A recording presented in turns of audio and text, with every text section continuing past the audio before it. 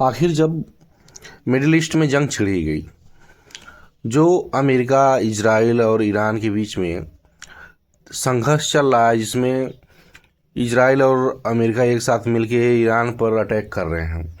तो middle east में जो भी देश हैं, जो ईरान के पड़ोसी हैं और अमेरिका के सहयोगी हैं, तो ईरान को एक अच्छा मौका मिल गया उनको भी सबक सिखाने का। और ईरान को लगा कि ये देश जो अमेरिका की मदद कर रहे हैं, इन पे भी हमला करना चाहिए।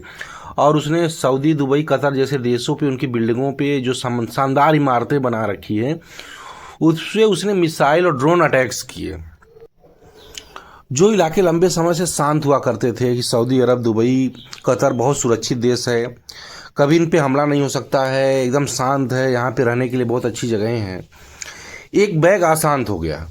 और पूरे मिडिल ईस्ट में वहाँ पे जो रहने वाले लोग, बहुत सारे विदेशी हैं जो टूरिस्ट थे, या लोग फंस गए, एयरपोर्ट पे फंस गए, उस देश में फंस गए, जो लोग नौकरी करते हैं या तो उस देश में ही रह गए या बाहर, या क्योंकि फ़्लाइट कैंसिल हो गई तो वहाँ से निकलने का कोई रास्ता नहीं बचा। और रही पानी के रास्ते निकलने की, तो उसने हार्मोन्स जो है स्टेट, उसको ब्लॉक कर रखा है ईरान ने, तो वहाँ से भी निकलने के रास्ते बंद हो गए।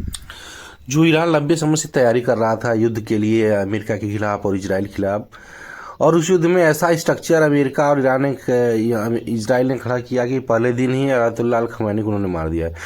युद्ध शुरू होने के पहले दिन कोई ऐसा लीडर मारा जाता है जो लंबे समय से, लगभग 30-40 सालों से युद्ध की तैयारी कर रहा है, विरोध कर रहा है।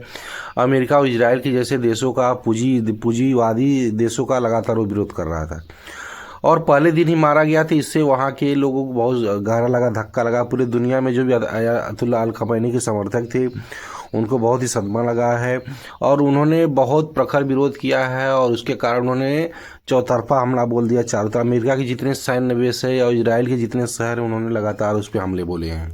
और उस क्षेत्र में जो भी अमेरिका के सहयोगी देश हैं, जिन उनके यहाँ जितने भी कमांड और पोस्ट हुआ करती थी, उन पे उसने हमले बोल दिए। यहाँ तक कि तुर्की भी अछूता नहीं बचा हुआ है, उसके ऊपर भी मिसाइलें दागी गई हैं। और क्योंकि तुर्की नाटो का सहयोगी है और अमेरिका का भी सहयोगी है, तो उसमें मिसाइलें आके गिरी हैं। सऊदी अरब और पाकिस्तान के बीच एक पैक्ट हुआ था कि अगर पाकिस्तान, सऊदी पे हमला होता है तो पाकिस्तान पे भी हमला माना जाएगा, उसका साथ देगा। इधर अफगानिस्तान और पाकिस्तान में भी युद्ध छिड़ा हुआ है, क्या सऊदी पाकिस्तान का साथ देगा? उधर सऊदी के ऊपर हमला हो रहा है, मिसाइलें गिर रही, तो क्या पाकिस्तान सऊदी का साथ देगा?